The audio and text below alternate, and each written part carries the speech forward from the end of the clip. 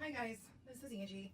I am getting ready to show you guys how I mix my primary elements for acrylic pouring or fluid pouring or however you want to call it. Okay, I am going to be mixing primary elements by ColourArte, and the color is Hot Cinnamon, and it looks brown, but it's supposed to turn like a nice red, so we'll see what happens when I mix that.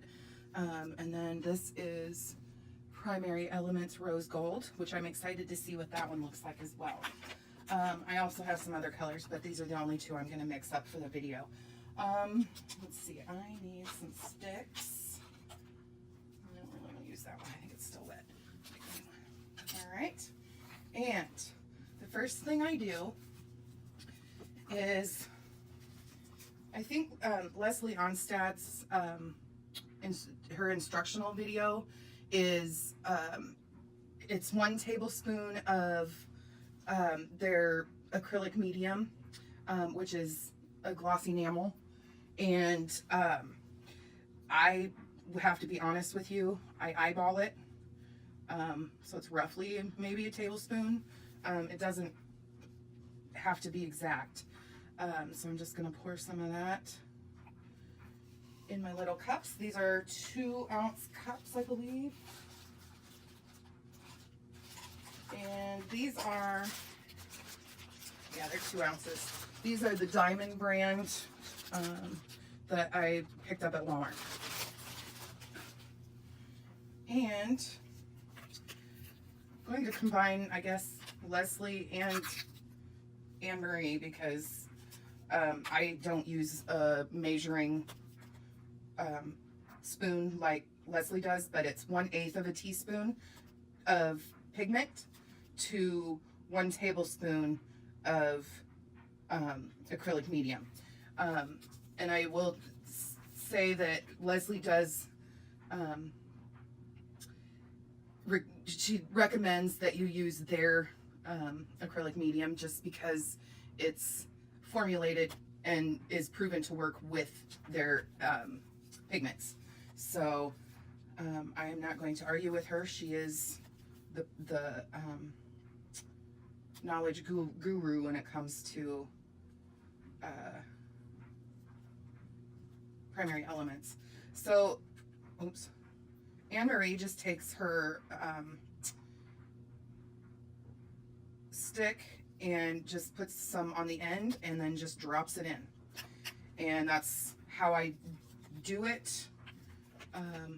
Now, I am no expert. This is only my 2nd time mixing these. I just did a pour last night with these 3 colors. Oops, these 3 colors, and it turned out fabulously. In case you're interested, this is Blue Bayou, and this one is Stargazer, and this one is Mystic Blue. Mystic Blue it's like a greenish blue, and a blue pearl with blue pearl mica is absolutely gorgeous. So, all right, back to what we're doing here. Then the next one I'm gonna mix up is the Hot Cinnamon, and the little 10-ounce ones, when you order them from her, come with this little shaker top, and I find that inconvenient for what I use them for. I'm sure they come in very handy for like scrapbooking and stuff, where you can just sprinkle it on, or even polymer clay, you can just sprinkle it on and spread it around. But when you're actually mixing it, you need a little bigger opening than the sprinkle tops. So there is the Hot Cinnamon, and I'm not even going to put the shaker top back on. I do keep them just in case. I am a mixed media person, so I will probably use that on something else eventually. But for right now, I'll just let that sit over there. Okay, so this one's the Hot Cinnamon. I'm just going to let that sit. The first thing I do is, some of these are coarser than others. I think most of mine have been pretty smooth. This one looks like it might be slightly coarse. And another thing that Leslie recommends that she put in her tutorial video on how to mix these is that you start by putting the medium in the container and then putting the pigment into the medium rather than putting the pigment in first, because it seems like if you put the pigment in first, it seems like you're constantly scraping and the color isn't getting mixed in equally, where this, it incorporates really, really well. Let's see, I can't, at an awkward angle for recording this, so I can't see the back of my phone. So there will be bubbles, and I will be honest, I did let these sit for, I would say probably about an hour or two, just to let the bubbles dissipate a little bit and come to the surface and pop. I don't see any way around stirring without getting air bubbles in it. So, plus I'm sure there's probably some sort of a chemical reaction going on in there that's causing them as well. Don't quote me on that, but I would imagine there may be. And maybe not even a chemical action, just the physical action of the pigment, which is a dry powder, absorbing some of the moisture that's in the medium. So that alone is going to, the air in the dry pigment is going to release to let, as the fluid is absorbed into the pigment molecules. And that was way more scientific than I probably really needed to get, but the science of air bubbles. So that one looks like it's pretty well incorporated. Now see how gloopy it is, and that's okay. We're gonna fix that. In Leslie's tutorial video or demonstration video where she talks about, she just adds water to her, the Vivid Metallics acrylic medium.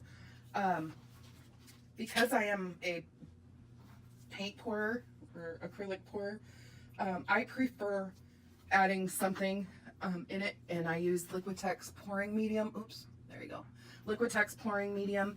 I love it. I'm on my second gallon, I think, and I've been doing this since maybe May. So what I do, let's make sure I'm in camera focus here. Right here. Okay. Let's back that up a little bit. Move these. There. For the pouring medium, I just lightly add it until it's almost covering my little 2-ounce pan, and then I start to stir.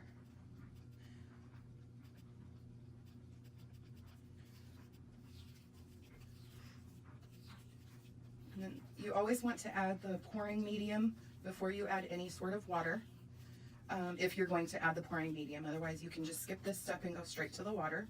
I was reading a couple comments on a post in one of my Facebook groups that other people who have used the primary elements were having a problem with cracking. So in Leslie's video, she talks about when you use the Liquitex pouring medium, it's kind of like an insurance policy to help prevent that, which I'm all for insurance policies. So, and making sure that my pours are successful and dry successfully without as much crazing, without any crazing. So we're getting there. It's still a little chunky, but I'm gonna let that sit while I mix the other one up, and we'll come back to that and see if it's going to need water. And then here's the hot cinnamon. Like I said, it starts off a brown, and once it starts getting incorporated into the acrylic medium, it turns this beautiful color of red. So I am super excited to see what this actually does. I've seen it on Candy's videos. She uses primary elements quite a bit. She's actually her and Anne Marie Ritterhoff are the two that inspired me to actually buy some. And FYI, if you want to buy primary elements, they are currently on sale. I think the website said that it's 20% off before the 8th of November of 2017. So if you're still within that time frame and then you're watching this the day or day after I upload this, then you will be able to take advantage of that if you'd like to try these out. And this one is, I didn't really have an issue with these two. Actually, the ones I did the other day, I didn't have any issue with either. But if you would find that you have grains in there, Leslie suggested that you just take the pigment and just rub it on the side of the whatever container you're mixing in, because it will cause some friction and cause those little pigment particles to break up.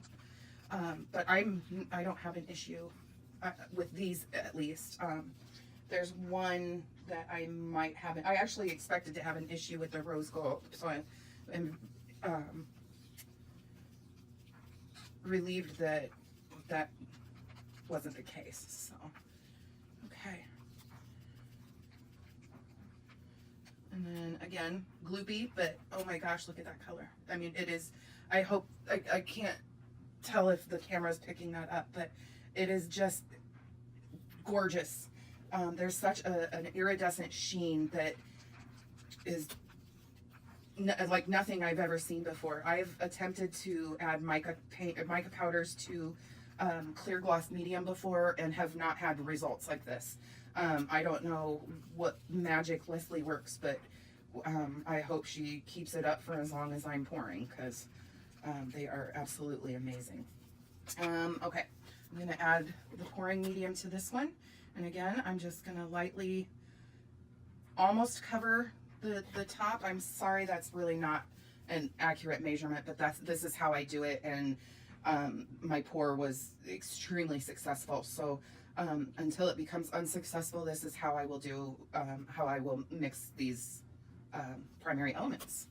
So then I'm going to mix in the pouring medium. And just a disclaimer, I have not tried these with PVA. I probably won't. I will probably stay true to the Liquitex pouring medium, because I've noticed that when I pour with PVA, it tends to matte down the colors. And the last thing I want to do is matte down this gorgeous sheen.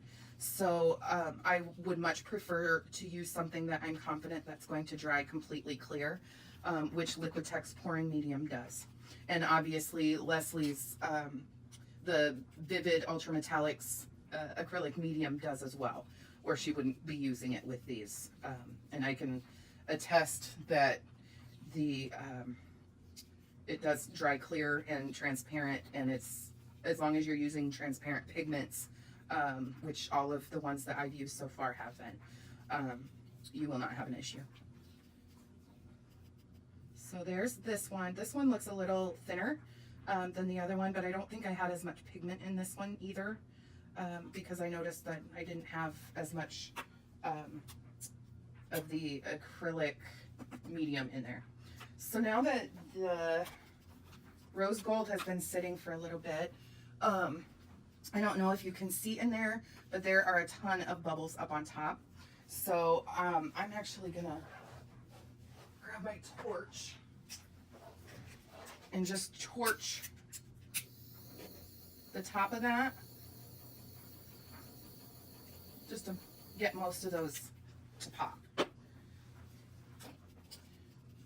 then I stir. And then we'll see what this one looks like.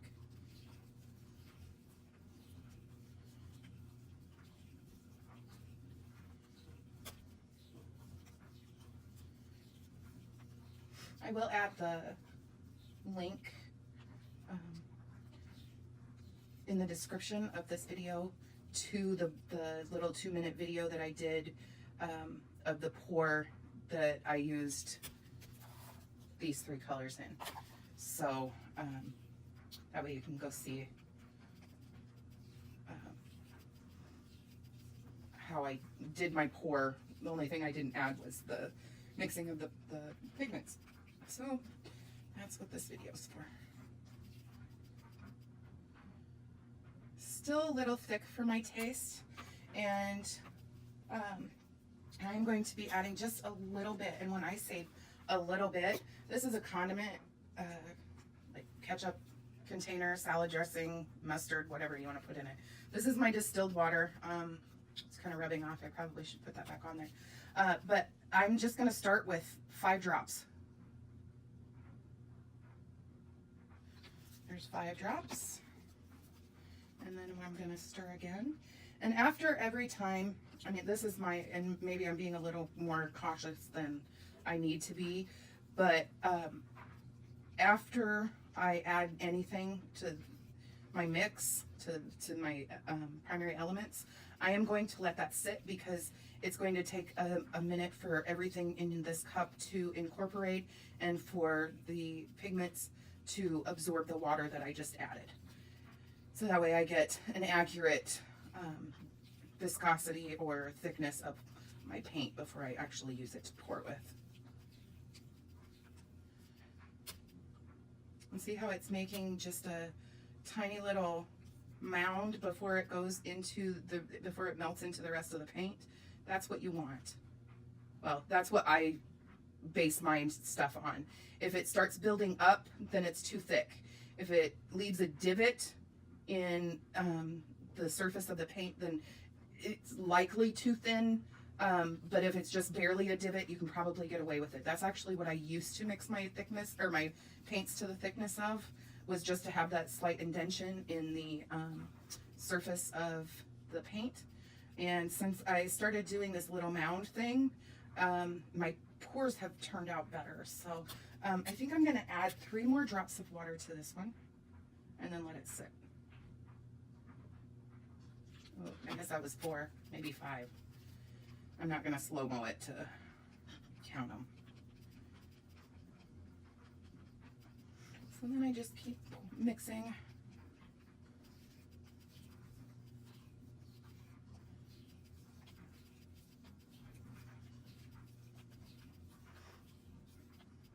The enamel that ColourArte sells, that Leslie Onstad suggests to use with these, it is fairly thick, which you know, it's I would probably, it's more like a soft body paint. So I'm just gonna let this sit for a bit and see how that gets along. And then isn't that just a gorgeous, gorgeous red? Absolutely stunning.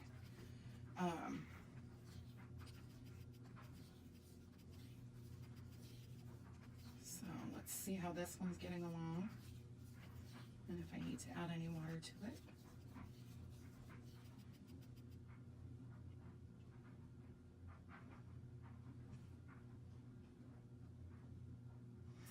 Like maybe 3 drops. See if I can get 3 drops out of this.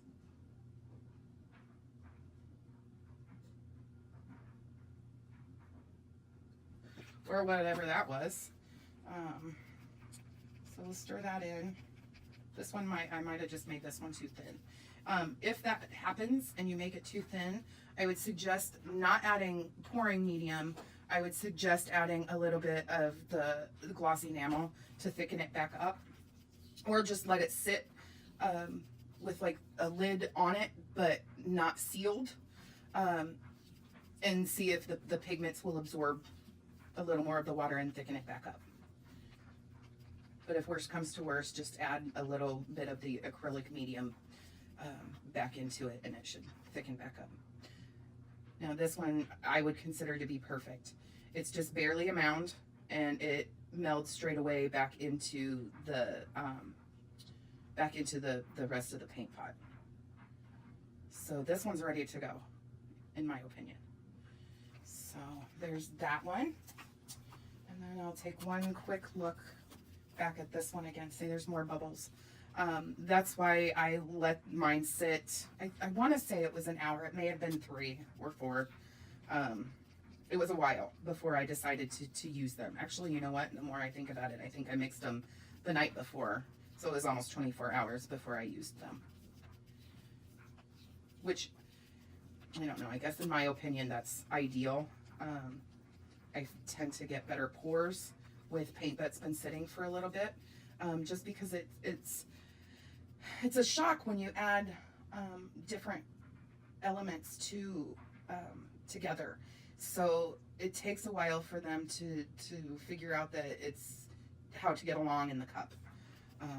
This is the best way I can put it.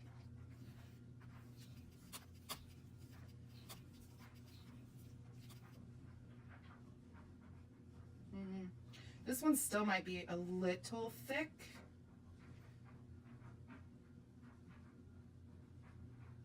I don't know if you can see that. I consider that maybe just a little bit too thick yet. One, it's not going in a continuous stream off of my stick, and two, it's leaving just a little bit longer of a puddle than I would prefer. So I'm going to go 2 drops.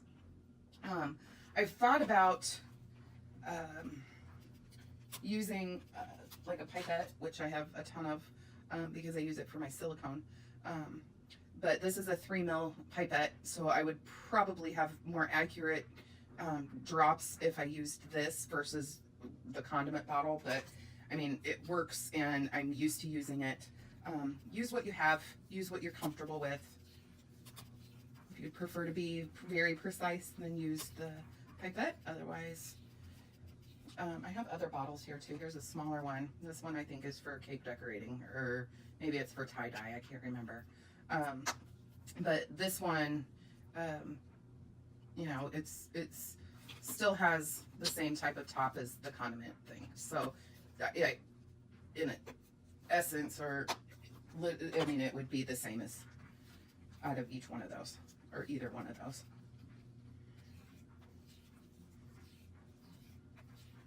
Okay, I think that's it. Oops. I'm gonna let this sit. I think because this is actually a metallic where it's rose gold, I think I'm gonna let this sit for about an hour, and then I'll come back and show you to see if there's any difference. This is my first time mixing both of those up, so we'll see what happens when we come back. It's about 3 hours later, and as you can see, I have left my cups sitting here with the primary elements in them, and the lids aren't on tight, they're just kind of sitting on top because I didn't want a skin to form on the top of the paint. So that's why I did that. Now let's see how they look now that they've had about, actually I guess it's probably 4 hours. Let's see, make sure I'm in screen here. And I am happy with this. It's piling up a little bit, but it's flowing off of the stick really, really well, and it's pretty even. And I just got about 5 drops off of that with counting the drops after the stream stops. So I'm very happy with that one. And then we'll check the rose gold one. And this one looks very flat right now because all of the mica pigment, or all of the mica powder particles sunk to the bottom, which is expected. They're heavy. All right, here's the true test. Let's get us nice and close here.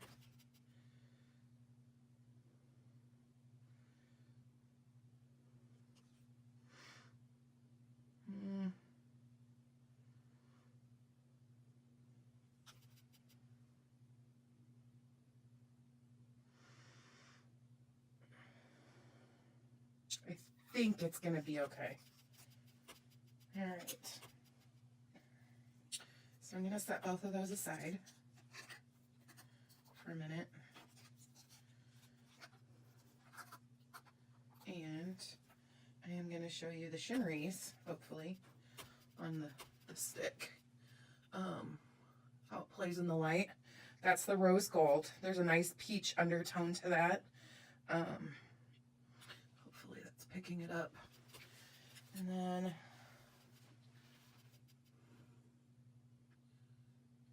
there's the hot cinnamon. And then here's my sticks from the pour I did with the primary elements. And there is the blue-green with the blue pearl interference or mica shift or whatever you want to call it, iridescence. So it's a blue-green, like dark teal color, and then a blue iridescence, which is really pretty. That wasn't from a primary element. And then that's not from a primary element either. This side, ignore that part. Ignore that part. This is Stargazer. And that is Blue Bayou. I think Blue Bayou is blue with a pearl tint. And it's really pretty. So, that's it.